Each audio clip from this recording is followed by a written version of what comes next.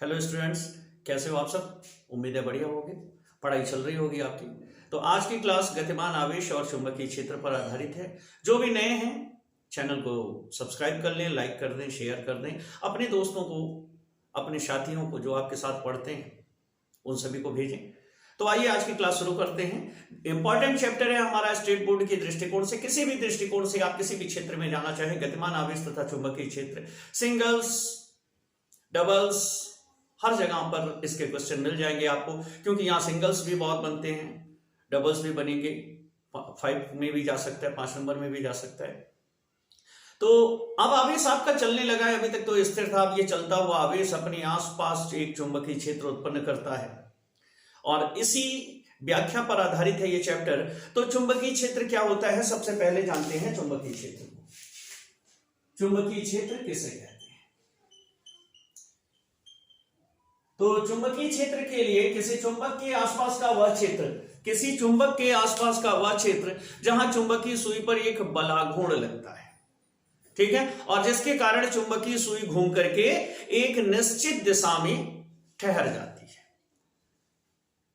किसी चुंबक के आसपास का वह क्षेत्र जहां चुंबकीय सुई पर एक बलाघूर्ण आरोपित होता है, लगता है। बलाघूर्ण मतलब किसी वस्तु, अगर कोई वस्तु अपनी किसी अक्ष के परितः घूमने के लिए ऐसे फ्री हो किसी कीली पर, तो इस पे बल लगे, ऐसा बल जो इसे घुमा दे, मतलब चुंबकीय सुई को घुमा देता है और चुंबकीय सुई घूमकर किसी एक दिशा में ठहरती है। तो जितने एरिया में यह घटना घटित हो रही होती है, इस एरिया को उस चुंबक का चुंबकीय क्षेत्र कहते हैं। लेकिन आवश्यक नहीं कि आप यही परिभाषा लिखें। चुंबकीय क्षेत्र को आप यूं भी लिख सकते हैं, किसी चुंबक के आसपास का वह क्षेत्र जहां कोई अन्य चुंबक बल का अनुभव करता है। यह बल आकर्षण भी हो सकता है, प्रतिकर्षण भी हो सकता है। इस क्षेत्र को उस चुंबक का चुंबकीय क्षेत्र कहते हैं, ठीक है। जब हम किसी मैग्नेट को लेते हैं, किसी चुंबक को लेते हैं और कहीं रख देते हैं, तो उस चुंबक के आसपास एक विशेष प्रकार का क्षेत्र उत्पन्न हो जाता है और इस क्षेत्र को जानने के लिए हम चुंबकीय सुई का प्रयोग करते हैं, जो खुद ब खुद एक चुंबक की बनी होती है। अब ये चुंबकीय सुई है अगर हमारा, तो चुंबकीय सुई यहां बीच में अपनी कीली पर घूमने के लिए स्वतंत्र होती है और इसका एक सिरा जो होता है वो नॉर्थ होता है और जो दूसरा सिरा होता है वो साउथ होता है। माने ये एक चुंबक है जिसको हम तराश कर इस तरीके से बना देते हैं कि मान लो ये रेड वाला सिरा जो है इसका नॉर्थ है और व्हाइट वाला सिरा जो है इसका साउथ है। यहां पे हम लिख देते हैं ये नॉर्थ है, ये साउथ है। अब इस चुंबकीय सुई को जब इस चुंबक के आसपास हम ले जाते हैं, तो ले जाने पर ये चुंबकीय सुई अलग अलग दिशाओं में घूमती रहती है। जबकि इस सुई को अगर हम स्वतंत्र अवस्था में रख दें, तो इसका एक सिरा उत्तर की ओर और दूसरा सिरा दक्षिण की ओर स्थित होता है। स्वतंत्र अवस्था में रखी हुई किसी भी चुंबकीय सुई का एक सिरा उत्तर की ओर और दूसरा सिरा दक्षिण की ओर ठहरता है। लेकिन जैसे ही हम किसी चुंबक के आसपास ले जाते हैं, अपनी दिशा बदल देती है। इसका मतलब है कि चुंबकीय सुई उस स्थान के निकट जाने पर जहां कोई चुंबक रखा हुआ है, कुछ ना कुछ महसूस करती है, एक ऐसा बल जिसके कारण उसे अपनी दिशा बदलने पर मजबूर होना पड़ता है, ठीक है। तो किसी भी चुंबक के आसपास का वह क्षेत्र जहां चुंबकीय सुई एक बल का अनुभव करती है, बलाघूर्ण का अनुभव करती है, जिसके कारण वह घूमकर एक निश्चित दिशा में ठहरती है। अच्छा, यह भी नहीं है कि हर बिंदु पर एक ही दिशा में ठहरेगी, अलग अलग बिंदुओं पर वो अलग अलग दिशा में ठहरेगी। यहां रखे तो उसकी डायरेक्शन कुछ भी हो सकती है, कुछ ऐसे हो सकती है। यहां पे रखे तो हो सकता है उसकी डायरेक्शन कुछ ऐसे हो जाए। अलग अलग जगह पर रखने पर अलग अलग दिशाओं में ठहरेगी। यहां पे रख दें तो ऐसे हो सकता है, यहां पे रख दें तो ये डायरेक्शन ऐसे चेंज हो सकती है, इस तरीके से हो सकती है। अब यहां पे ये साउथ है, ये नॉर्थ है, ये साउथ है, ये नॉर्थ है, ये साउथ है, ये नॉर्थ है, ये साउथ है, ये नॉर्थ है। अब आप समझ लीजिए, अब अगर इसी कंपास को हम ऐसे आगे बढ़ाते जाएं तो हमें ये पता चल जाता है, अगर अलग अलग स्थानों पर रखते जाएं, ये नॉर्थ है, ये साउथ है, कि यहां से कोई ताकत इस चुंबकीय सुई पर लग रही थी जिसकी डायरेक्शन ये थी, इस तरीके से। अलग अलग पॉइंट्स पर, अलग अलग बिंदु पर चुंबकीय सुई पर अलग अलग बल आरोपित हो रहा था। तो ज्यादा डिटेल में नहीं जा रहे हैं, ये हमारा क्रैश कोर्स है और एक वीडियो के अंतर्गत हमें एक टॉपिक खत्म करना है। और बेटा बहुत बड़ा चैप्टर है, इसलिए इसके दो पार्ट होंगे, न्यूमेरिकल्स अलग होगा और थ्योरी अलग होगी। मजबूरी है हमारी कि हम दोनों को अगर कवर करेंगे तो वीडियो बहुत बड़ा हो जाएगा और बोरिंग हो जाएगा।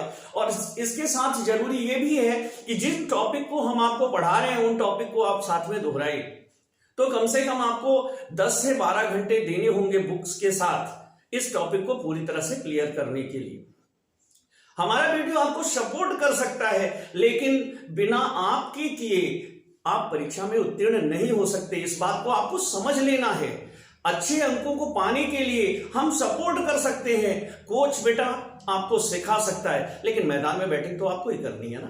तो जब तक वो प्रैक्टिस आपके हाथों में नहीं आएगी फिर कैसे होगा। हम बार बार आपको दिखा सकते हैं, दोहरा सकते हैं, लेकिन सीखना तो आपको यह है। मेरी बातों को गहराई से लीजिएगा। सिर्फ हम वीडियो आपको दे दिया और आपने वीडियो को एक बार देख लिया और उस एक बार देखने के साथ आपका तैयार हो गया, इम्पॉसिबल। किताबें तो देखते हो एक बार, ठीक है। तो आगे बढ़ाते हैं इसको। तो ये क्लियर हो गया कि हमारा चुंबकीय क्षेत्र किसे कहते हैं। अब भैया एक वैज्ञानिक है ओरस्टेड चच्चा। अब ओरस्टेड चच्चा ले आए अपना एक फॉर्मूला और उन्होंने कहा कि अगर किसी चालक तार को चुंबकीय क्षेत्र में रखा जाता है और दोनों के मध्य सापेक्ष गति कराई जाए, अगर किसी चालक तार को चुंबकीय क्षेत्र में रख करके, माने चुंबक के आसपास जो क्षेत्र उत्पन्न होता है उसमें अगर किसी चालक तार को हम रख दें और दोनों में सापेक्ष गति कराएं, या तो चालक को चलाएं या फिर चुंबक को चलाएं, दोनों में से किसी एक को, या फिर दोनों को एक दूसरे के अपोजिट चलाएं, तो चालक में विद्युत धारा उत्पन्न हो जाती है। मतलब 3 फैक्टर, एक तो चालक होना चाहिए, दूसरा क्षेत्र होना चाहिए। कौन सा क्षेत्र? चुंबकीय क्षेत्र। दूसरा चालक में धारा उत्पन्न होगी,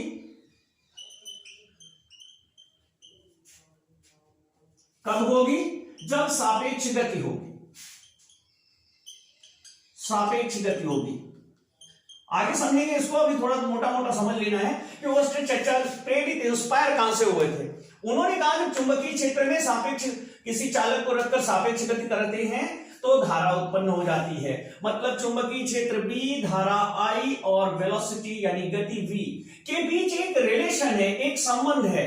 इन तीनों में से किसी दो को आप लेके आओगे, तीसरा प्रकट हो जाएगा। किसी चुंबकीय क्षेत्र में किसी चालक में विद्युत धारा प्रवाहित करे तो सापेक्ष गति उत्पन्न हो जाती है और हमारा पंखा चलने लगता है। आपने देखा होगा। अगर किसी चुंबकीय क्षेत्र में किसी चालक तार को गति कराएं तो धारा उत्पन्न हो जाती है। जनरेटरों में आपने देखा है, डायनेमो में आपने देखा है, अल्टरनेटर में आपने देखा है कि करंट उत्पन्न होता है। ठीक, ये दो चीजें क्लियर हो गई। तो उस दौर में ये शुरुआती चीज थी। अब ओरस्टेड चच्चा के दिमाग में ख्याल आया कि अगर भैया हम किसी चालक में धारा प्रवाहित करें और सापेक्ष गति कराएं तो चुंबकीय क्षेत्र उत्पन्न होना चाहिए। ठीक है, अब उन्होंने प्रयोग शुरू कर दिया और प्रयोग शुरू किया। उन्होंने एक चालक तार लिया,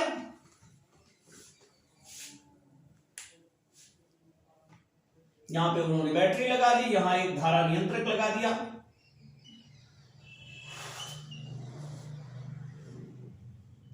और यहां पर उन्होंने एक कुंजी लगा दी। अब चर्चा शुरू हो गए।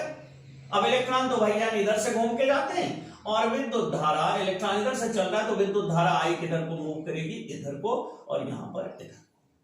अब उन्होंने जब इसमें धारा प्रवाहित कराई तो धारा प्रवाहित कराने पर यहां पर रखे हुए कंपास में, जो कि उत्तर और दक्षिण दिशा की ओर ठहर रहा था, अब कंपास कुछ इस तरीके से ठहर रहा था, यानी कि चुंबकीय सुई कुछ इस तरीके से मूव हो गई थी। और जब उन्होंने धारा बंद की तो चुंबकीय सुई ने अपना पुराना रुख पकड़ लिया इस तरीके से। ठीक है, ये थोड़ा सा हम और क्लियर बना लें।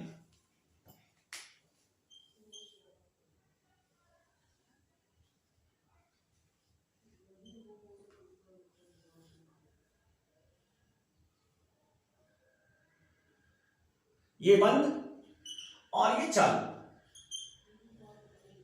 क्या बंद? धारा। धारा बंद तो ये ऐसे था, धारा चालू हुई तो चुंबकीय सुई घूम गई।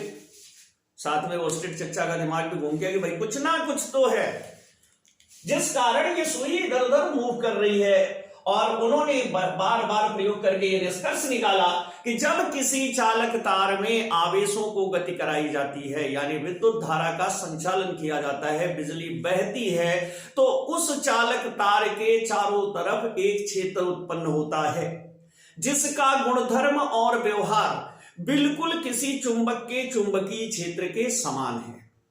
ठीक है, अब वो स्टेट का प्रयोग सुन लीजिए। जब किसी चालक में धारा प्रवाहित करते हैं, अर्थात चालक में आवेश प्रवाहित किया जाता है, आवेश गतिशील होता है, गतिमान आवेश। अब समझिएगा क्यों चैप्टर का नाम है। जब किसी चालक में धारा प्रवाहित की जाती, तो धारा प्रवाहित करने का मतलब होता है कि आवेश को गतिशील किया गया है। तो जब किसी चालक में धारा प्रवाहित की जाती है तो उस चालक के चारों तरफ एक ऐसा क्षेत्र उत्पन्न होता है जैसा कि किसी चुंबक के, अस्थायी चुंबक जो होता है, लौह चुंबक, जिसे आपने देखा होगा मार्केट में, कभी हाथ में लेके खेला भी होगा, उस लौह चुंबक के समान उसके आसपास क्षेत्र उत्पन्न हो जाता है। अर्थात जब किसी चालक में धारा प्रवाहित करते हैं तो चालक के चारों तरफ एक चुंबकीय क्षेत्र उत्पन्न हो जाता है। ठीक है, और उन्होंने निष्कर्ष दे दिया कि गतिमान आवेश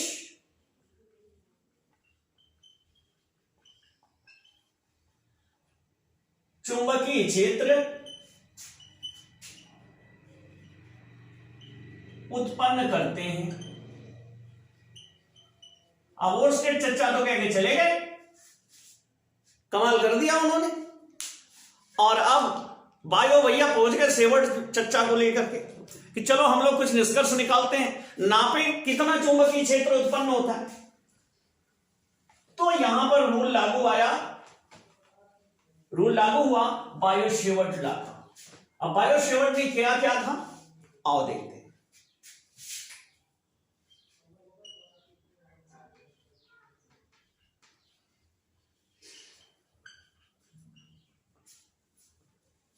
कुछ बच्चे समझते होंगे दोनों से देखी है, लेकिन ऐसा नहीं है, बायो अलग है और शेवट अलग है।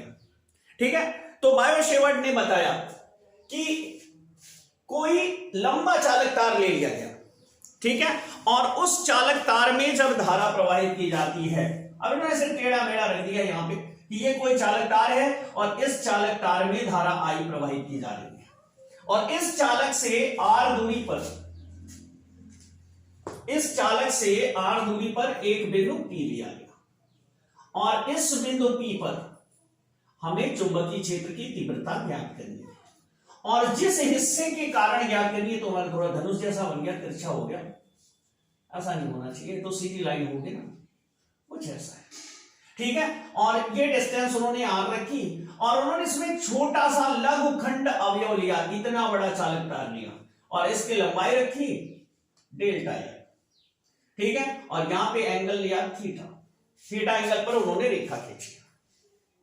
ठीक है, अब उन्होंने कहा कि यदि किसी चालक तार के आसपास, अच्छा इसमें कोई जरूरी नहीं कि आप इसी साइड में पॉइंट लो, आप इस साइड में भी उतनी दूरी पर पॉइंट निर्धारित कर सकते हो P। ठीक है, ऐसे क्यों मान लेती हैं, और यहां पर ये डिस्टेंस जो है वो आ रही रहेगी। तो उन्होंने कहा कि यदि किसी चालक तार को लेकर उसमें धारा प्रवाहित करे तो चालक तार के निकट उत्पन्न होने वाली वैद्युत चुंबकीय क्षेत्र की तीव्रता B। अब यहां चुंबकीय क्षेत्र, पहला फॉर्मूला उन्होंने दिया,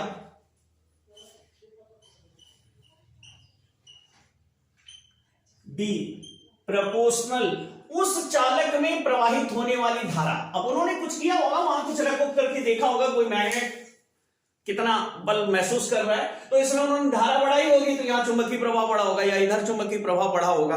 तो इसको देख करके उन्होंने कहा कि जितना अधिक धारा प्रवाहित करोगे उतना अधिक चुंबकीय क्षेत्र मिलेगा। भाई धारा के कारण तो चुंबकीय क्षेत्र उत्पन्न हो रहा है ना, धारा के कारण उत्पन्न हो रहा है, तो जितना धारा बढ़ाओगे उतना ज्यादा चुंबकीय क्षेत्र मिलेगा। दूसरी चीज उन्होंने कहा, सेकंड, धारा यहां पे आई मतलब धारा। अब इसको लिख लो इक्वेशन फर्स्ट, सेकेंड पॉइंट उन्होंने कहा कि किसी चालक तार के निकट उत्पन्न चुंबकीय क्षेत्र की तीव्रता दूरी के वर्ग के व्युत्क्रमानुपाती होती है। चुंबकीय क्षेत्र दूरी के वर्ग के व्युत्क्रमानुपाती होती है, माने ये भी व्युत्क्रम वर्ग का बल है। दूरी 1 मीटर बढ़ाओगे बल F है, अगर दूरी 2 मीटर कर दोगे तो F/4 हो जाएगा। ठीक है, चुंबकीय क्षेत्र है तो बल ही ना। अब यहां पर ये क्या है, दूरी के व्युत्क्रमानुपाती होता है। ये इक्वेशन 2 हो गई। तीसरा उन्होंने कहा कि चुंबकीय क्षेत्र जितना लंबा तार का टुकड़ा लोगे, यहां पे कितना लिया, डेल्टा एल। उन्होंने कहा जितना लंबा तार का टुकड़ा लोगे उतना ज्यादा चुंबकीय क्षेत्र मिलेगा। प्रोपोर्शनल डेल्टा एल, चालक की ली गई लंबाई, ठीक है। चौथा उन्होंने कहा कि चालक के निकट चुंबकीय क्षेत्र लघुखंड अवयव की लंबाई तथा बिंदु को मिलाने वाली रेखा, लघुखंड अवयव की लंबाई तथा बिंदु को मिलाने वाली रेखा के बीच बने कोण की ज्या के अनुक्रमानुपाती होता है, यानी साइन थीटा। बिल्कुल 90 पे लोगे तो सबसे ज्यादा आएगा झुकाव। ठीक है, ये हो गया इक्वेशन 3 और ये हो गई इक्वेशन 4। मिलाकर लिखने पर सारे रूल्स मिलाकर लिख दें। B proportional I delta L sine theta upon are square. उन्होंने कहा भैया इसका गुणा जितना बड़ा आएगा, इसका निष्कर्ष जितना आएगा, चुंबकीय क्षेत्र उतना ही ज्यादा आएगा। निष्कर्ष कम होगा सारा, इसका हल करने के बाद वैल्यू कम होगी तो चुंबकीय क्षेत्र कम होगा, वैल्यू ज्यादा होगी तो चुंबकीय क्षेत्र ज्यादा होगा। अब भैया बराबर वाला इक्वेशन बताओ ना, यहां तो क्लास 12 तक हम लोग बराबर वाले इक्वेशन पे ज्यादा भरोसा करते हैं। तो उन्होंने कहा कि कांस्टेंट लगा लो। कांस्टेंट माने रेट पता करना होता है कि अगर सब कुछ इकाई कर दे तो क्या मिलेगा हमें। तो बी बराबर उन्होंने कांस्टेंट लगाया कि I delta L sine theta upon are square. जहां उन्होंने बताया कि के बराबर भैया म्यू 0 अपॉन 2 पाई रख लो, ओ सॉरी 4 पाई, म्यू 0 अपॉन 4 पाई रख लो और इसकी वैल्यू होती है 10 की घात -7 न्यूटन प्रति एम्पियर स्क्वायर। ठीक है, तो इस तरीके से बायो-सेवर्ट लॉ मिलता है mu 0 upon 4 pi I delta L sine theta upon are square.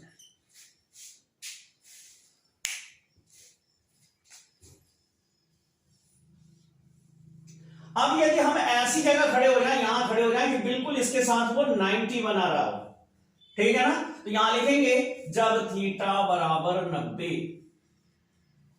तब क्या होगा, तब अधिकतम हो जाएगा चुंबकीय क्षेत्र। तब लिख सकते हैं बी बराबर mu 0 upon 4 pi I delta l upon are square. ठीक है, इस तरीके से हमें बायो-सेवर्ट लॉ प्राप्त हुआ और दोनों लोगों ने हमें यह रूल बताया कि किसी चालक तार के निकट जिसमें आई धारा प्रवाहित हो रही है चुंबकीय क्षेत्र का मान कितना होता है। ठीक है, अब यहां म्यू 0 को निर्वात की चुंबकशीलता कहते हैं। म्यू 0 निर्वात की चुंबकशीलता कहलाती है।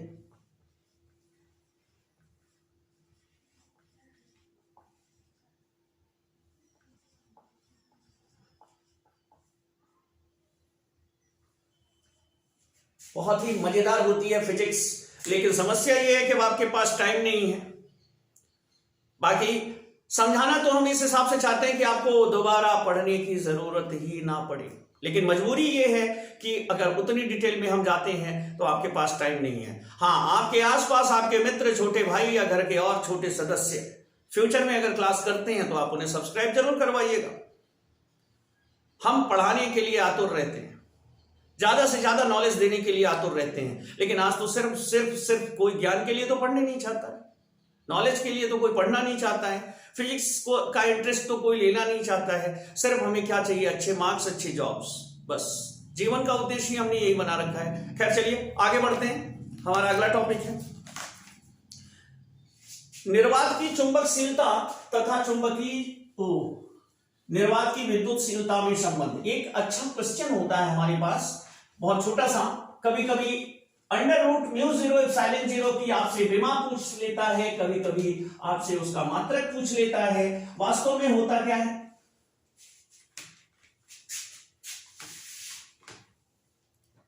एक नंबर का छोटा क्वेश्चन आता है μ0 व ε0 में संबंध। ये निर्वात की चुंबकशीलता है, अभी मैंने आपको बताई, और ये निर्वात की विद्युतशीलता है, इसमें संबंध क्या होता है।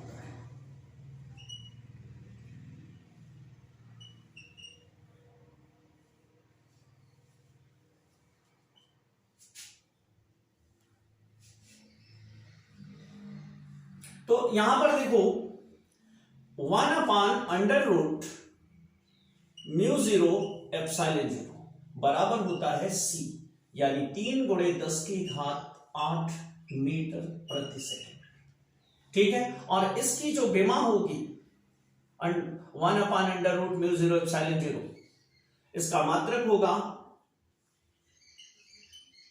मीटर प्रति सेकंड, और विमा होगी LT-1। भाई भी चाल है तो चाल की विमा क्या होगी, LT-1 वेग की विमा आएगी। ठीक है, इसके बाद यहां पर रूल आता है, ये 1 नंबर का क्वेश्चन आता है, तो जब हम μ0ε0 का गुणा करके वर्गमूल लेकर के 1 को भाग देते हैं तो हमें प्रकाश की चाल मिलती है। बहुत ही इंटरेस्टिंग टॉपिक है, जिसमें पूरा एक लेक्चर बनाया जा सकता है, जिसपे पूरा एक वीडियो बनाया जा सकता है, लेकिन फिलहाल नहीं, ये क्रैश कोर्स है, इस पर हम बाद में डिटेल में वीडियो डालेंगे। अब आता है धारावाही चालक के कारण जो चुंबकीय क्षेत्र उत्पन्न हुआ, चालक के कारण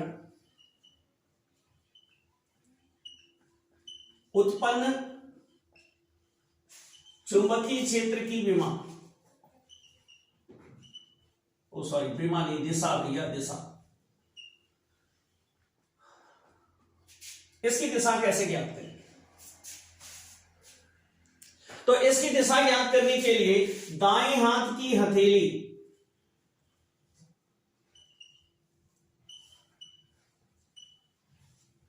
का नियम नंबर 1 है, नियम नंबर 1। दरअसल यहां 2 नियम है दाएं हाथ पर, तो ये नियम नंबर 1 है, इसकी सहायता से हम ज्ञात करते हैं। ठीक है, अब यहां पे देखो, दाएं हाथ की हथेली का नियम नंबर 1 ये बताता है कि अगर किसी चालक तार में धारा प्रवाहित की जा रही है, तो आप अपने दाएं हाथ की हथेली को पूरा इस तरह से फैलाएं कि अंगूठा शेष उंगलियों के साथ 90 डिग्री बनाए, अंगूठा शेष उंगलियों के साथ 90 अंश का कोण बनाए। आप देख रहे हैं यहां से, ये ऐसे और ये 90 अंगूठा। ठीक है भाई, काफी देर तक ऐसे सीधा कर पाना पॉसिबल नहीं होता है, कभी कभी अंगूठा इधर उधर भटकता रहता है, तो ऐसे करिए आप। और जब किसी चालक के आसपास आपको चुंबकीय क्षेत्र ज्ञात करना हो, तो आप अंगूठे को धारा की दिशा में रखें, अंगूठा धारा की दिशा में रखें, तथा शेष उंगलियां उस बिंदु की ओर फैली हो जहां आप चुंबकीय क्षेत्र ज्ञात करना चाहते हैं। अब मान लो ये हमारा चालक है, ऐसे है, अब नीचे से ऊपर को धारा जा रही है इधर को, और हम सोचते हैं कि यहां पर पता करें कि चुंबकीय क्षेत्र कितना है, तो हम भैया उंगली इधर फैलाएंगे, अंगूठा धारा की दिशा में और उंगली उस पॉइंट की ओर। अब हथेली से धक्का देने की दिशा में, इस दिशा में, इस डायरेक्शन में जब हम धक्का देंगे तो धक्का देने की दिशा ही चुंबकीय क्षेत्र की दिशा होगी। अब यहां ज्ञात करते हैं आपकी ओर। ठीक है, तो ऐसे रखोगे तो ये इधर को है, इस डायरेक्शन में, माने यहां पर किधर को थी, इधर को थी, यहां पे देखें तो इधर को है, यहां पर इधर को, यहां पर इधर को। अब देखो ऐसे हमारी तरफ को इधर को है। ठीक है, तो इसका मतलब हुआ कि किसी चालक तार के आसपास अगर हम खड़े होकर के देखें और धारा ऊपर की ओर हो तो चुंबकीय क्षेत्र की डायरेक्शन ये होगी, और अगर धारा नीचे की ओर हो तो चुंबकीय क्षेत्र यूं ही उत्पन्न होगा, लेकिन जहां इधर को जा रहा था अब इधर को जाएगा। ठीक है, मतलब किसी चालक तार में अगर धारा प्रवाहित की जाती है तो उसके चारों तरफ चुंबकीय क्षेत्र संकेंद्रीय वृत्तों की भांति उत्पन्न होता है, संकेंद्रीय वृत्तों की भांति। ठीक है, इसके बाद दूसरा तरीका होता है चुंबकीय क्षेत्र को जानने का, मैक्सवेल का दक्षिणावर्ती पेच का नियम। मैक्सवेल का दक्षिणावर्ती पेच का नियम, इस पेच के नियम को हम हाई स्कूल में भी पढ़ते हैं, पेच का नियम। अब यहां पर इन्होंने बताया कि अगर कोई हम स्क्रू लेते हैं, किसी स्क्रू को लें और इस स्क्रू को हम टाइट करें, इस स्क्रू को अगर हम घुमाएं पकड़ करके, तो यहां पर क्या होगा, स्क्रू ऊपर की ओर मूव करेगा, माने ऐसे टाइट करना है कि ये धारा की दिशा में ऊपर को जाए। तो आपको इसको टाइट करने के लिए आप अपनी उंगलियों को इस तरीके से घुमाएंगे, इस तरीके से, तो चुंबकीय क्षेत्र कैसे उत्पन्न होगा, इस तरीके से। अगर नीचे को टाइट कर रहे हैं तो इस तरीके से घुमाएंगे और तब चुंबकीय क्षेत्र, अगर ये नीचे को टाइट किया जा रहा है, पेच हमारा आर्ट बहुत बढ़िया नहीं है भाई हमारा, यहां पर अगर हम पेज को नीचे की ओर करते हुए अगर इसे घुमा रहे हैं,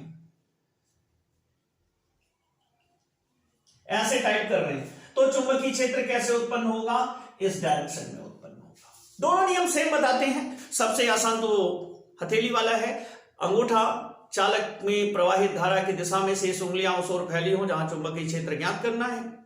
तो हथेली से धक्का देने की दिशा में, भैया ऐसे तो धक्का देते हो, तो धक्का देने की दिशा में चुंबकीय क्षेत्र की दिशा होगी। ठीक है, आप देखते हैं एक धारावाही चालक के निकट चुंबकीय क्षेत्र की तीव्रता कितनी होती है। पूरा धारावाही चालक अगर ले लिया जाए, ठीक है, अगर ये कोई धारावाही चालक है और किसी बिंदु P पर हम चुंबकीय क्षेत्र की तीव्रता निकाल रहे हैं इसके चारों तरफ, और इस बिंदु को अगर दोनों सिरों से मिलाया जाए चालक के, मान लो ये सिरा है A, ये है B, और यहां पे एंगल बन रहा है φ1 और यहां पे बन रहा है φ2। ठीक है, लंबे चालक तार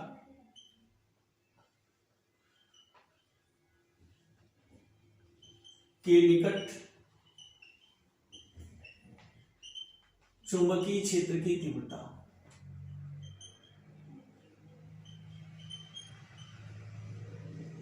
तब B बराबर होता है μ0/4π I/r into sine φ1 plus sign φ2। यदि ये बिंदु बहुत चालक के निकट हो, बहुत निकट कब होगा, जब चालक अनंत लंबाई का होगा, तो उस लंबाई के साथ बहुत दूर है, अब यहां से बहुत दूर अगर हम मिलाते हैं तो φ1, यदि चालक की लंबाई अनंत है तब φ1 बराबर φ2 बराबर 90, और उस दशा में होगा B बराबर μ0/4π I/r into sine 90 plus sign 90, बराबर हो जाएगा B बराबर μ0/2π साइन 90, और साइन 90 का मान 1 धन 1 2 होगा, उसको कैंसिल कर दे I/r। तो ये हो गया हमारा अनंत लंबाई के धारावाही चालक के निकट वैद्युत क्षेत्र की तीव्रता। और दूसरी कंडीशन है, यदि बिंदु एक सिरे के पास हो तब φ1 बराबर 90 लगभग बराबर होगा, बराबर नहीं होगा, और φ2 बराबर 0। अब उस दशा में हो जाएगा B बराबर μ0/4π I/r, क्योंकि साइन 90 का मान 1 होगा, यानी साइन φ1 का मान 1 हो जाएगा और साइन φ2 का मान 0 हो जाएगा। इस तरीके से किसी भी अनंत लंबाई के धारावाही चालक के निकट जो वैद्युत क्षेत्र चुंबकीय क्षेत्र की तीव्रता होती है वो μ0/4π I/r sin φ1 प्लस sin φ2 होती है। φ1 φ2 उन बिंदुओं से बनने वाले कोण की दूरी, कोण होता है जो चालक तार से उस बिंदु को मिलाने वाली रेखा बना रही होती है। तो पहला ए से इसको मिलाए तो φ1 बन रहा है चालक तार के साथ, और बी से मिलाए तो φ2 बन रहा है। अब अगर चालक अनंत लंबाई का है तो φ1 φ2 90 के होते हैं, उस दशा में यहाँ sin 90 1 1 2 हो जाएगा, और b बराबर मिलेगा μ0/2 पाई i/r। और अगर एक बिंदु जो है हम ऐसा लें कि वो एक सिरे के पास हो, मतलब ये चालक तार है और बिंदु यहां ले लें, तो एक एंगल तो बिल्कुल 90 हो जाएगा और दूसरा लगभग 0 हो जाएगा। इस दशा में b बराबर μ0/4 पाई i/r। देखो, कहने वाले कहते हैं कि साइंस में हर चीज परफेक्ट होता है, लेकिन जो साइंस पढ़ते हैं और जिन्होंने फिजिक्स को जाना है वो जानते हैं कि हम कितने कम परफेक्ट हैं। चीजों को हम बहुत ज्यादा परफेक्टनेस के साथ नहीं निकाल पाते हैं, तभी तो हम सबसे पहले परसेंट एरर पढ़ते हैं क्लास 11th में, क्योंकि हमें मालूम है कि फिजिक्स में त्रुटियां बहुत हैं हमारे पास। हम प्रकृति के सिस्टम को इतनी आसानी से छोटे पदों में मेजर नहीं कर सकते, नाप नहीं सकते, और नापने में तमाम गलतियां होंगी, और इन गलतियों का नतीजा ये हाइजेनबर्ग के अनिश्चितता का सिद्धांत, और जो ये बताता है कि आप किसी भी चीज को सटीकता से प्राकृतिक चीजों को नहीं नाप सकते। ठीक है, अब वृत्ताकार धारावाही चालक के निकट अलग अलग टाइप में अब देखना है ना भाई, जैसे चालक तार के निकट बायोसेवर्ट ने बताया, फिर बड़ा लंबा हो उस दशा में क्या होगा। डेरिवेशन बताने का समय नहीं है बेटा, अगर हम पूरा डेरिवेशन समझाएंगे तो एक एक वीडियो 2-2 घंटे के होंगे और तब भी पूरा चैप्टर उसमें शामिल नहीं हो पाएगा। तो दूसरा है, अगर चालक तार को मोड़ दें, ठीक है, वृत्ताकार धारावाही कुंडली के अक्ष पर चुंबकीय क्षेत्र की तीव्रता, जो डेरिवेशन महत्वपूर्ण है परीक्षा की दृष्टि से, जैसे बायोसेवर्ट को हमने किया, आगे 1-2 डेरिवेशन है जो बहुत ही महत्वपूर्ण है, बहुत ही इंपॉर्टेंट है, उन डेरिवेशनों को हम करेंगे, बाकी को हम कॉन्सेप्ट क्लियर कर देते हैं, आप उससे कर लीजिएगा। अब ये मान लीजिए हमारा कोई वृत्ताकार कुंडली है और इस कुंडली का ये अक्ष है, और इस अक्ष के बिंदु P पर हमें चुंबकीय क्षेत्र की तीव्रता निकालनी है, और इस कुंडली की जो त्रिज्या है वो a है, कुंडली की त्रिज्या a है, और कुंडली के अक्ष केंद्र से लेकर के यहां तक की दूरी x है, और ये जो पॉइंट है ऊपर, इस पॉइंट के कारण यहां चुंबकीय क्षेत्र निकाल रहे हैं, तो इसकी डायरेक्शन ये होगी, और उतना ये पॉइंट भी कर रहा होगा ये, तो इसको हम r से लिखते हैं। मानी ये बिंदु है हमारा जहां से हमें क्षेत्र निकालना है, ये बिंदु है। इस चालक तार के ये चालक तार को मोड़ करके एक कुंडली बनाई गई है, वृत्ताकार लूप बनाई गई है, इस वृत्ताकार लूप में धारा प्रवाहित की जा रही है, ठीक है, और धारा की डायरेक्शन इस तरीके से है कुछ। अब इसके अक्ष पर यहां पर हमें चुंबकीय क्षेत्र की तीव्रता b निकालनी है कि b का मान कितना होगा, ठीक है। तो चुंबकीय क्षेत्र की तीव्रता b बराबर μ0 I n r²/2 r² plus x² whole power 3/2। अब यहां पर μ0 चुंबकशीलता है,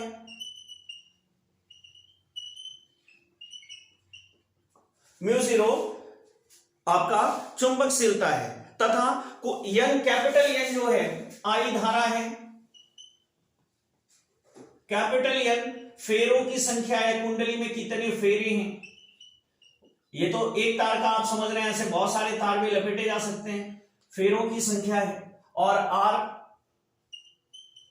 दूरी है, x अक्ष से दूरी है,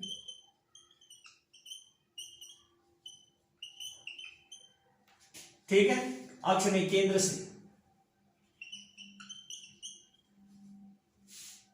अब यदि बिंदु P O पर हो, मानी केंद्र पर हो, उस दशा में क्या होगा, B बराबर μ0 I n r²/2, अब यहां पे हो जाएगा r² प्लस 0 पूरे की घात 3/2, क्योंकि केंद्र पर होने पर x बराबर 0 हो जाएगा। उस दशा में b बराबर μ0 I n I, और यहां देखो होल स्क्वायर जो है, r² जो है होल पावर 3/2 है, तो 2 से 2 कैंसिल हो जाएगा, r³ होगा और r³ r² से कैंसिल हो जाएगा, तो μ0 mu zero N I upon 2r, mu zero N I upon 2r। ये विशेष स्थिति है जब हम इसके केंद्र पर देखें कि कितना चुंबकीय क्षेत्र उत्पन्न होगा, तो सबसे ज्यादा जरूरत हमें इसी फॉर्मूले की पड़ती है। तो अगला है एम्पियर का परिपथीय नियम, बेहद इंपॉर्टेंट परीक्षा की दृष्टि से और ज्ञान की भी दृष्टि से। परीक्षा की दृष्टि से इसलिए महत्वपूर्ण है कि 1 नंबर 2 नंबर 5 नंबर कहीं भी टपक सकते हैं आप। और ये महान वैज्ञानिक एम्पियर वही है जो हमारे मूल मात्रकों में विद्युत धारा के मात्रक के रूप में शामिल किए गए हैं। तो एम्पियर का परिपथीय नियम ये बताता है कि भैया आप नापते रहो किसी भी तरीके से। इन्होंने कहा कि अगर किसी चालक में धारा बह रही है और उस चालक को हम एक काल्पनिक पथ द्वारा बंद कर दें, वृत्ताकार पथ यहां पर उन्होंने चुना, और उन्होंने कहा कि इस वृत्ताकार पथ पर कोई बिंदु P लिया जाए या कोई बिंदु P लो, तो चालक से P की दूरी का एक सर्कल, एक वृत्त इसके चारों तरफ खींच दो। ठीक है।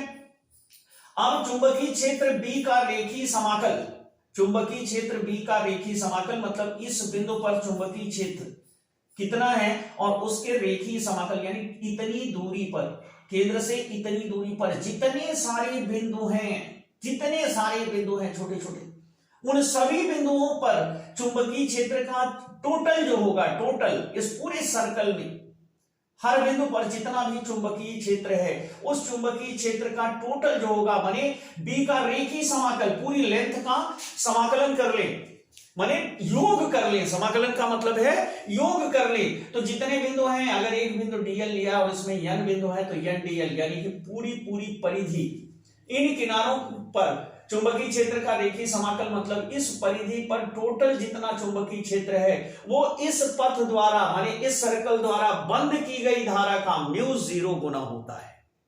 ठीक है। और इसको गणितीय रूप में आया B dot DL equal mu zero I, और यहां पे सर्कल बना देते हैं जैसे गॉस प्रमेय में करते थे। म्यू जीरो आई किसी चालक तार से r दूरी पर स्थित बिंदु P पर चुंबकीय क्षेत्र का रेखीय समाकल, चुंबकीय क्षेत्र का रेखीय समाकल मानी टोटल जो होगा चारों दिशाओं में, चारों तरफ उतनी ही दूरी पर, वो इस चालक में इस वृत्त द्वारा बंद की गई कुल धारा का म्यू जीरो गुना होगा। और इसको प्रूव करते हैं। तो इंटीग्रेशन B डॉट डीएल, अब यहां पर अगर लॉ के हिसाब से देखें तो इस बिंदु पर चुंबकीय क्षेत्र इस डायरेक्शन में है, माने B का डायरेक्शन ये है, और जो ये लाइन वेक्टर है, रैखिक वेक्टर है, इस रैखिक वेक्टर का अगर इस बिंदु की दिशा निकालना चाहे तो इस बिंदु पर स्पर्शी खींच दें। यहां पर बिंदु हमने काफी बड़ा सा लिया है ताकि आपको स्क्रीन पे समझ में आ सके, और ये बहुत ही सूक्ष्म होगा। तो और उस बिंदु का इस जगह पर डायरेक्शन, यहां पर जैसे बिंदु है तो उसका डायरेक्शन ये होगा, यहां पर जो बिंदु है उसका डायरेक्शन ये होगा, यहां पर जो बिंदु है उसका डायरेक्शन ये होगा। तो यहां पर जो बिंदु है उसका डायरेक्शन और बी का डायरेक्शन दोनों सेम है, बी भी सेम है, डीएल भी सेम है, माने चुंबकीय क्षेत्र की दिशा भी वही है और डीएल भी वही है। तो यहां लिखेंगे बिंदु P पर, पहले डेफिनेशन लिख देंगे इनकी कि किसी चालक तार XY में यदि धारा I प्रवाहित हो रही है तो चालक तार से R दूरी पर स्थित बिंदु P पर चुंबकीय क्षेत्र का रेखीय समाकल पथ द्वारा बंद की गई कुल धारा का म्यू जीरो गुना होता है। ठीक है। उसके बाद उनका गणितीय फॉर्मूला लिखेंगे, गणितीय फॉर्मूला लिखने के बाद B डॉट डीएल का मान निकालेंगे। ठीक है। तो ऐसे लिख सकते हैं इंटीग्रेशन B डीएल, अब यहां पे मॉड आ गया इसका तो वेक्टर हटा लेंगे, B डीएल कॉस थीटा। ठीक है। तो बिंदु P पर B व डीएल समान दिशा में है,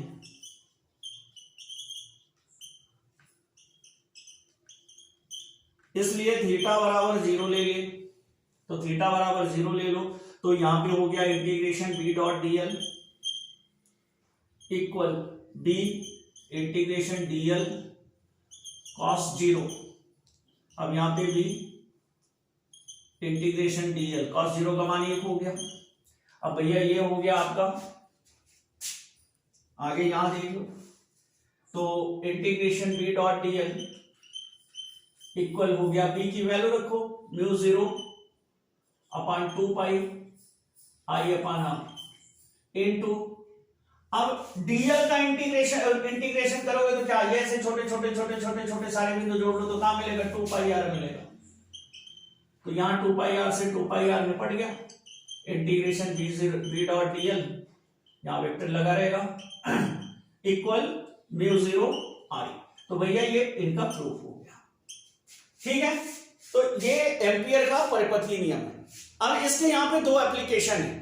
पहला एप्लीकेशन है कि इस एम्पियर के परिपथीय नियम की सहायता से ये अनंत लंबाई के धारावाही चालक में प्रवाहित होने, धारा प्रवाहित होने के कारण इसके निकट बिंदु P पर चुंबकीय क्षेत्र की तीव्रता ज्ञात करना, हमारे इस डेरिवेशन का जस्ट अपोजिट, ठीक है। तो आओ करते हैं पहला एप्लीकेशन।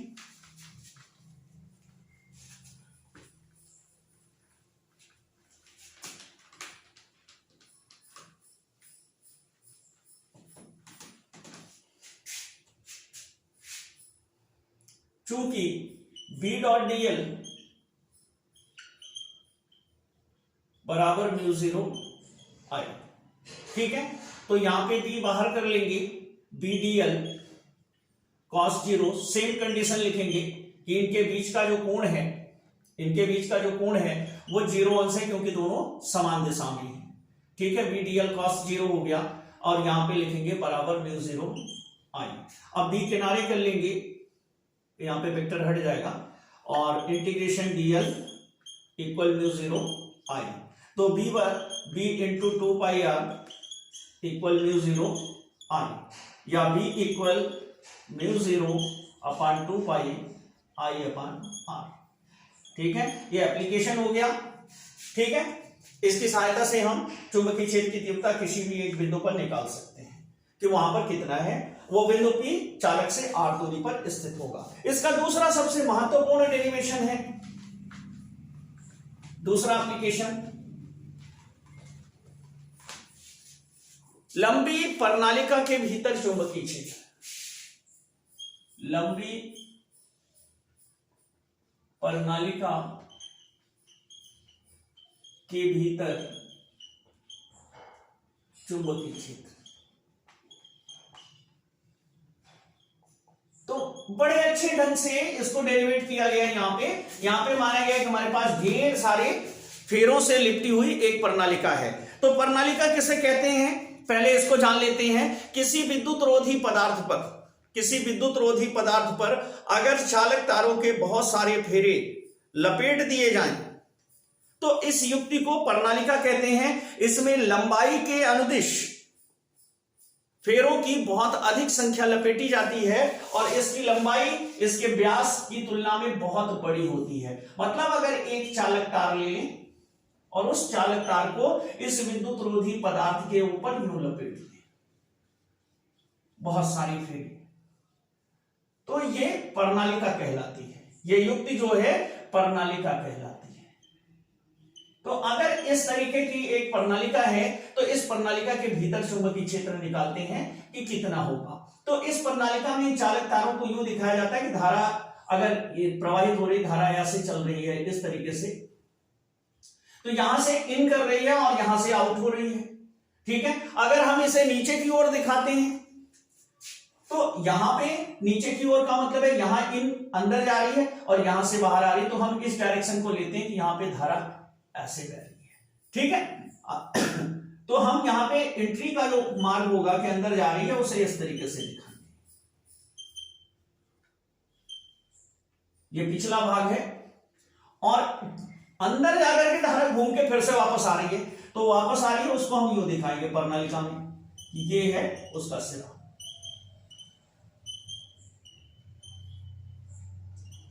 अब समझ गए होंगे, ये है मतलब अब इसके भीतर जो है वो खोखला भाग है। इसके भीतर क्या है, खोखला भाग है और इस प्रत्येक चालक तार के भीतर से होकर के I0 धारा गुजर रही है, ठीक है। अब हम मान लेते हैं इतने, अब ये कुंडली है, ऐसे फेरे लिपटे हुए हैं इसके ऊपर बहुत सारे, ठीक है। अब इसके बीच से, इसके अंदर से, अब ये तो ऐसी है कुंडली, चलो इसकी बना लेते हैं।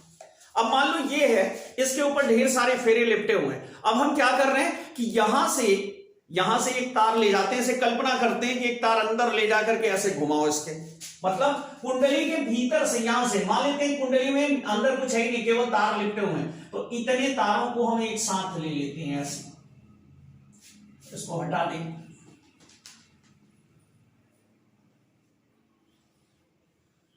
यह हमने कहा करी, ये हमने धारा बंद की, ये हमने धारा एक पथ के अंदर बंद कर ली। अब यहां पर ये है, ठीक है, यहां से एक ऐसे कल्पना करो कि एक तार अंदर जाता है और इसके बीच तक, यहां बीचों बीच तक, और अंदर से यहां तक डाल करके फिर ऊपर निकाल करके ऐसे बंद कर लेते हैं। तो इसके ये जो इसके ऊपर फेरे लिपटे होंगे, वो फेरे इसके अंदर बंद हो गए ना, ऐसे अंदर से है तार, ऐसे आया, इसको छेद के अंदर गया और फिर यहां से निकल गया और इस पे ढेर सारे तार लिपटे होते। तो क्या होता वास्तव में, इतनी दूर के जो फेरे हैं वो फेरे उस तार के अंदर आ गए, उसके घेरे में आ गए, तो वो उसी तरीके से यहां पे बंद कर रहे हैं, ठीक है। और इसे हम नाम दे देते हैं A B C D, ठीक है। अब हम निकालते हैं B dot dl।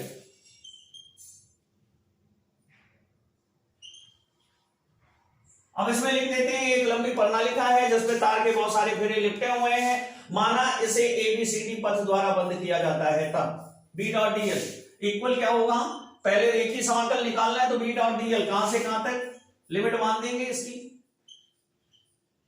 B dot dl same direction में यहां से A से B तक है, चलते हैं, प्लस सेम डायरेक्शन में B से C तक है, इतनी दूर की डायरेक्शन सेम है B से C तक, फिर plus C to D B dot dl plus D to A B dot dl। अब यहां पे देखो, जो हमारा चुंबकीय क्षेत्र है, यहां पर चालक तार के कारण, अब तार ऐसे सर्कल की तरह है और इसमें तार ऐसे सर्कल की तरह है, इसमें विद्युत धारा ऐसे बह रही है इस तरीके से। तो अगर अंगूठा लगा करके हम बीच में देखना चाहें, अंगूठा धारा की दिशा में करें, तो चाहे जिस दिशा में ले जाओ, चुंबकीय क्षेत्र की जो डायरेक्शन है अंदर, वो इधर को है, बी की डायरेक्शन। और यहां पे कोई अगर बिंदु लेते हैं तो उसकी भी डायरेक्शन सेम है, ठीक है। तो यहां लिखेंगे ए से बी तक थीटा बराबर 90, ओ सॉरी 0, 90 नहीं 0, दोनों सदिश हैं। अब यहां पर क्या है, अगर इस बिंदु पे देखते हैं तो चुंबकीय क्षेत्र तो इस डायरेक्शन में है, मैग्नेटिक फील्ड इस डायरेक्शन में है, और यहां पर अगर कोई बिंदु लेते हैं, जैसे उस सर्कल में ले रहे थे आप, जगह जगह चाहे जहां बिंदु ले लो, वैसे इस पे बिंदु लेते हैं, तो इस बिंदु के अनुदिश अगर स्पर्श रेखा खींचे तो ये ऐसे है। तो यहां लिखेंगे बी से सी तक थीटा बराबर 90, और सी से डी तक पथ बहुत दूर है,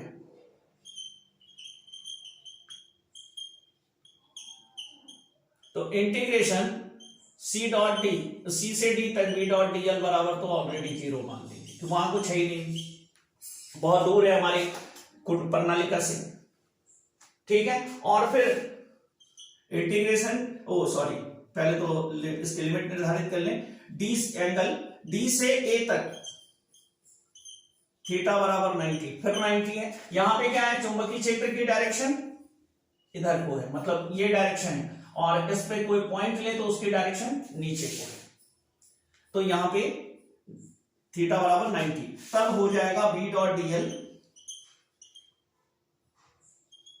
इंटीग्रेशन इक्वल, यही बचेगा आपका बी dl cos 0 प्लस 0, क्योंकि यहां पे cos 90 हो जाएगा, ये 0 ऑलरेडी आप मान चुके हैं, ये बी डॉट dl को लिखेंगे बी dl cos 90, ठीक है। तो ये प्लस 0 प्लस 0, तीनों 0 हो गए क्योंकि यहां पे आपने लिख दिया है।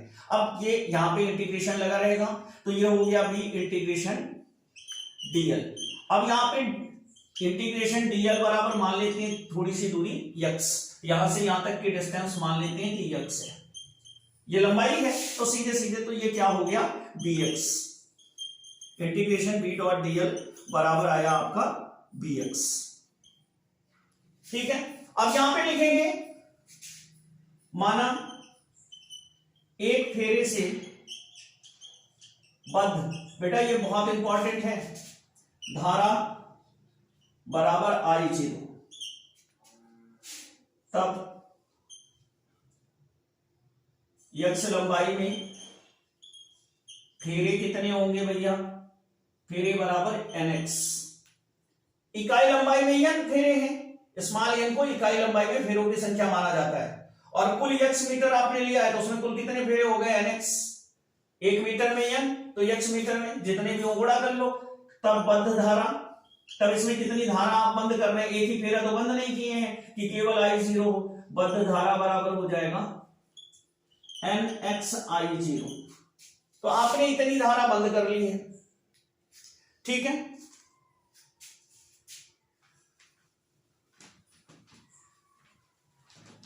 अब आप बराबर करेंगे इंटीग्रेशन b डॉट dl बराबर म्यू 0 I, ठीक है। तो यहां पे ये जो धारा आपने निकाली है I है nx I0। अब b डॉट dl आपने निकाला है bx, और यहां पे आप निकाले हैं म्यू 0 इंटू I का मान कितना लाए nx 0, nx I0। अब x से x कैंसिल हो गया तो b बराबर हो गया mu 0 n I0।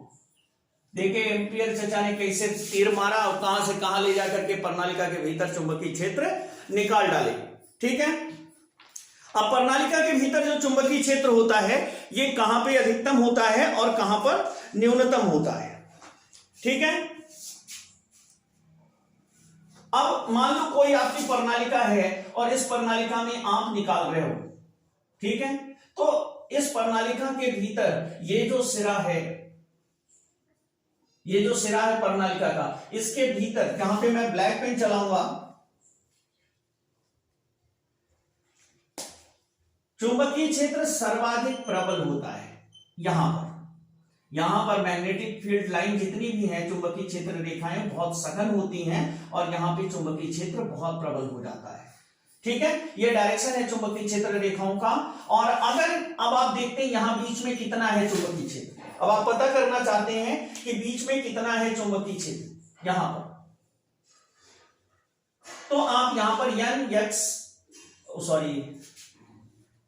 n I0 प्रत्येक फेरे से बंध धारा और उसमें फेरों की संख्या से गुणा कर ले और म्यू 0 से गुणा कर ले तो आपको चुंबकीय क्षेत्र का पता चल जाएगा। लेकिन यदि किनारे पर हो, अगर आपका ये बिंदु जो आपने यहां लिया है P, अगर किनारे पर हो, P किनारे पर हो,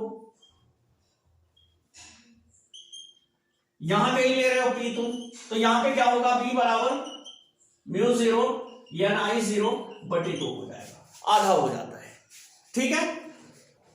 तो आगे लारेने ने देखा कि गतिमान आवेश पर बल, अगर कोई आवेश चुंबकीय क्षेत्र में गतिमान होता है तो गतिमान आवेश पर बल लगने लगता है, जैसे लारेंज बल कहते हैं। गतिमान आवेश पर बल कहां पर, जब वह चुंबकीय क्षेत्र में होता है,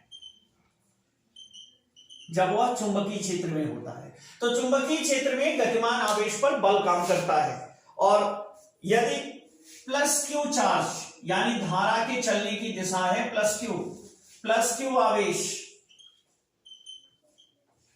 v वेग से कैपिटल B चुंबकीय क्षेत्र में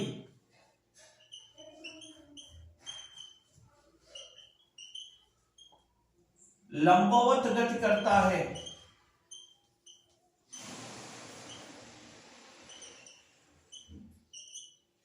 तब उस पर लगने वाला बल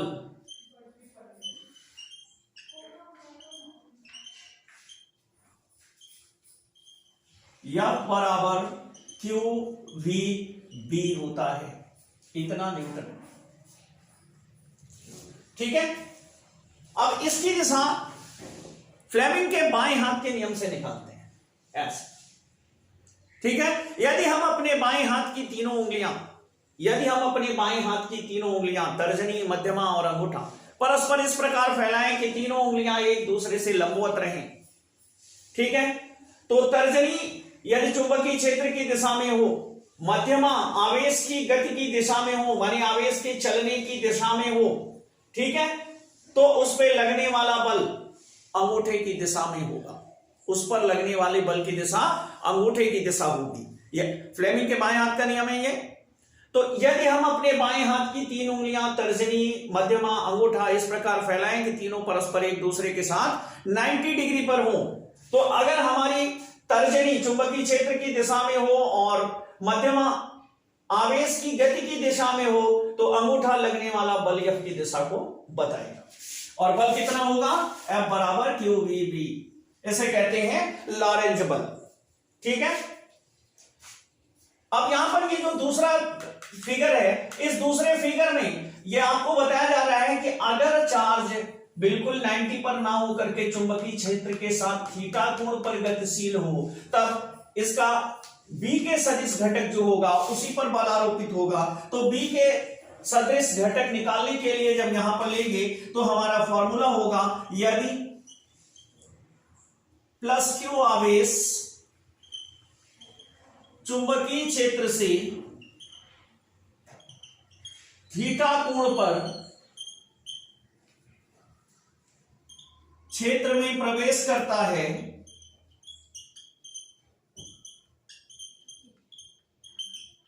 तब लगने वाला बल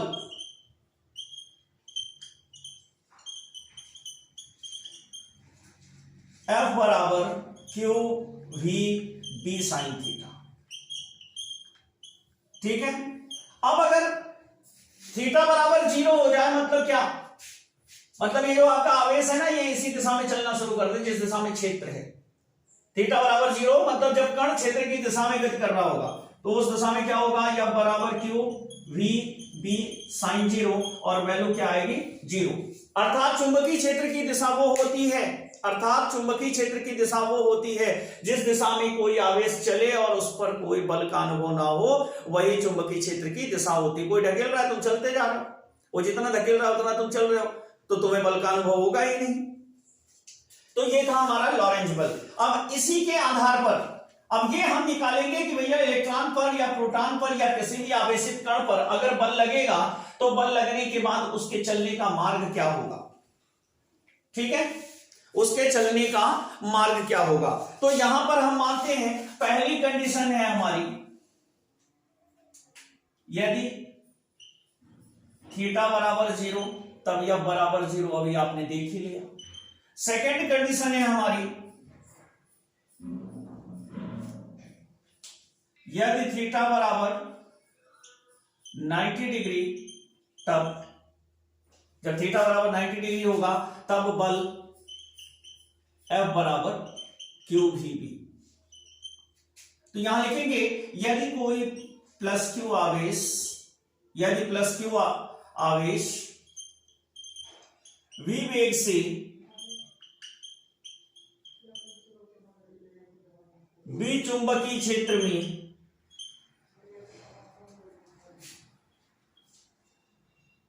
लंबवत प्रवेश करता है,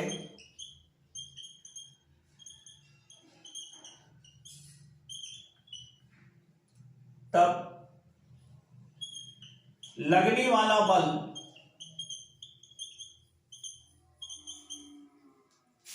F उसे आवश्यक अविकेंद्र बल प्रदान कर, आवश्यक अविकेंद्र बल कंटिन्यू से ठोक रहा है, बल आगे जाने नहीं दे रहा है। थोड़ा सा आगे गया तो ऊपर क्यों लगा, थोड़ा सा ऊपर उठा तो फिर लंबवत लग गया, फिर थोड़ा सा ऊपर गया तो फिर लंबवत लग गया, क्योंकि हमेशा ये तो लंबवत ही रहेगा कण की गति के बल।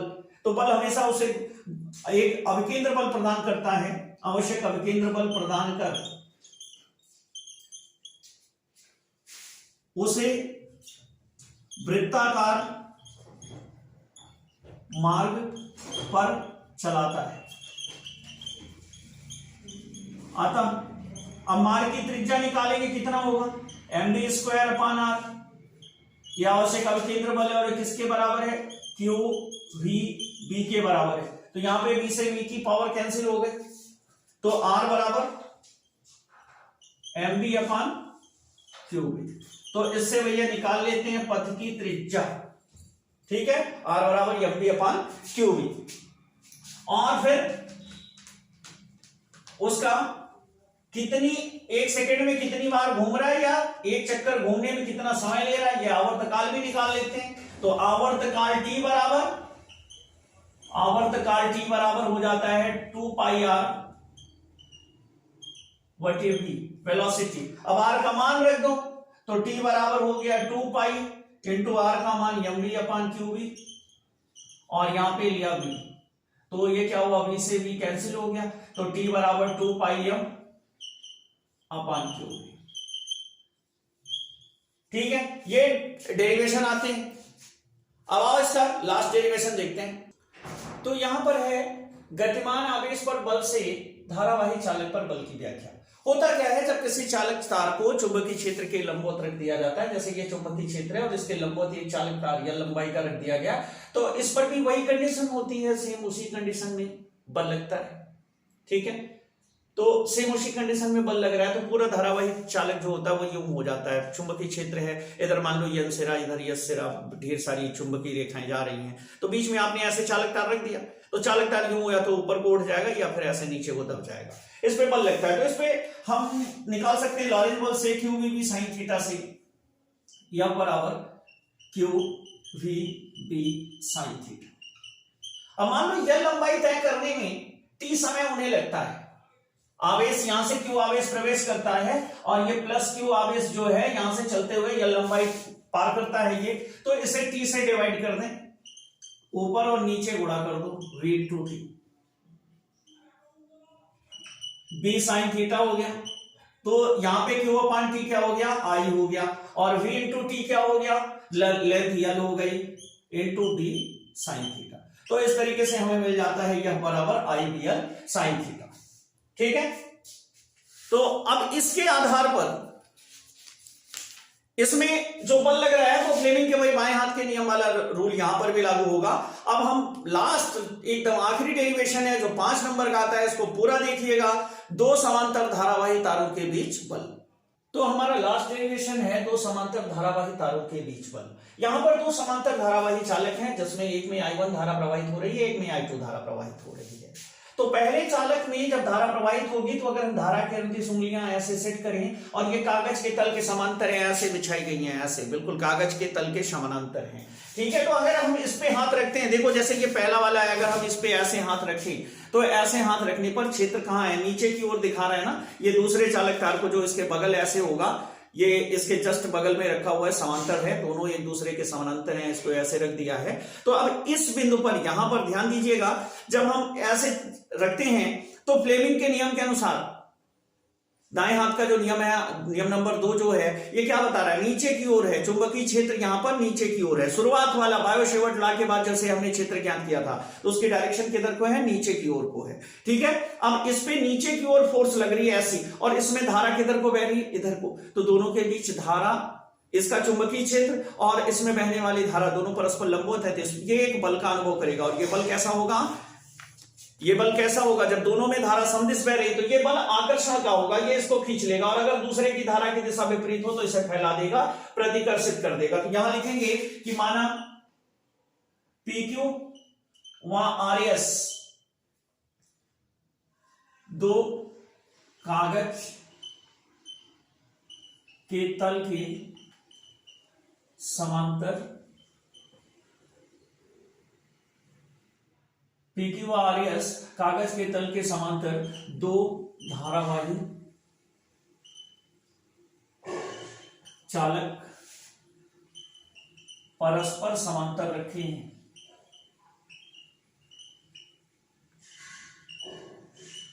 तब PQ में I1 के कारण R दूरी पर उत्पन्न चुंबकीय क्षेत्र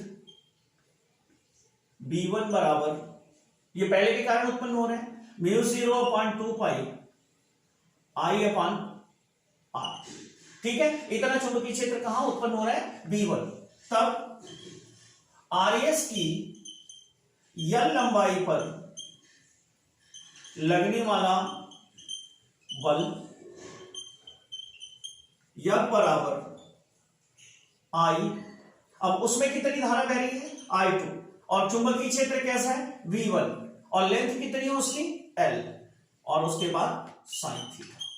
ठीक है, तो एंगल तो यहां 90 है, तो ये हो गया F इक्वल, अब I2 और v1 की वैल्यू कितनी है, इक्वेशन फर्स्ट से उठा के यहां रख दो, तो म्यू 0/2 पाई, अब यहां पे धारा तो I1 थी, I1/r, तो इंटू L इंटू 1। अब इकाई लंबाई पर लगने वाला बल F/L कर लेंगे इसको, जब F/L कर लेंगे तो ये हो जाएगा म्यू 0/2 पाई I1 I2/r। ठीक है, ये चालक की प्रति मीटर लंबाई पर लगने वाला बल है, दोनों एक दूसरे पर इतना ही लगाएंगे। और यदि धारा समान है तो इतना बल आकर्षण का लगेगा, और धारा अगर विपरीत है, एक में ऊपर एक में नीचे है, चाहे जिसमें हो, तो इनमें प्रतिकर्षण लगेगा, दोनों तार ऐसे हो जाएंगे, बिल्कुल इस तरीके से, डिब्बे की तरीके से ऐसे हो जाएंगे, एकदम ऊपर का सिरा केवल ऐसे रहेगा। और अगर दोनों में जिस कंडीशन में रखा गया है, इस कंडीशन में दोनों कुछ इस तरीके से हो जाएंगे, किनारे फैले होंगे, बीच में सिकुड़ लेगा, क्योंकि किनारों को आपने इलेक्ट्रोड से लगा रखा होगा। ठीक है, V1। और यदि धारा समान है, दोनों में समान धारा है, I1 बराबर I2 बराबर I, तब उस दशा में क्या हो जाएगा, F/L इक्वल म्यू 0/2 पाई I²/r। ठीक है, अब इसी को लेकर के एम्पियर ने 1 एम्पियर की परिभाषा बनाई गई। ठीक है, कि 1 एम्पियर जिसको कहेंगे, अगर I बराबर 1 एम्पियर कर दें और R बराबर 1 मीटर, ठीक है, तो F/L बराबर क्या होगा, म्यू 0/2 पाई, और इसका मान क्या आएगा, इसका मान आएगा 2 × 10⁻⁻7 न्यूटन प्रति एम्पियर स्क्वायर। ठीक है, तो यहां पे हम परिभाषा बताएंगे कि यदि सीधे लंबे दो धारावाही चालक परस्पर एक दूसरे से 1 मीटर की दूरी पर समांतर रखे जाएं और उनमें धारा प्रवाहित करें, तब चालक की प्रति मीटर लंबाई पर लगने वाला बल यदि 2 × 10⁻⁷ न्यूटन हो, तो हम कहेंगे कि उस चालक तार में प्रवाहित धारा का मान 1 एम्पियर है। ठीक है, तो बेटा डेरिवेशनों को देखिए, समझिए, यहां से क्वेश्चनों को आप बिल्कुल तैयार करिए, और नेक्स्ट वीडियो में हम इसका न्यूमेरिकल दे पाएंगे बेटा, क्योंकि एक वीडियो में सब कुछ कर पाना संभव नहीं है। और जो भी ये चाहते हैं कि हम कंटिन्यू वीडियो आपको दें, तो ठीक है, हम कंटिन्यू वीडियो तो आपको देंगे, लेकिन कंटिन्यूटी के साथ आपकी भी कंटिन्यूटी बहुत जरूरी है बेटा। और एक वीडियो के बाद कम से कम 10 से 12 घंटे उसकी प्रिपेयरिंग में आपको लगने चाहिए। इतना समय आप देंगे तब जाकर के आपका तैयार होगा। तो हम उसी डिस्टेंस से वीडियो बनाते हैं कि सबको मिलते रहे और सबकी प्रिपेयरिंग चलती रहे। ठीक है, तो मिलते हैं नेक्स्ट वीडियो में, तब तक पढ़ते रहिए, बढ़ते रहिए।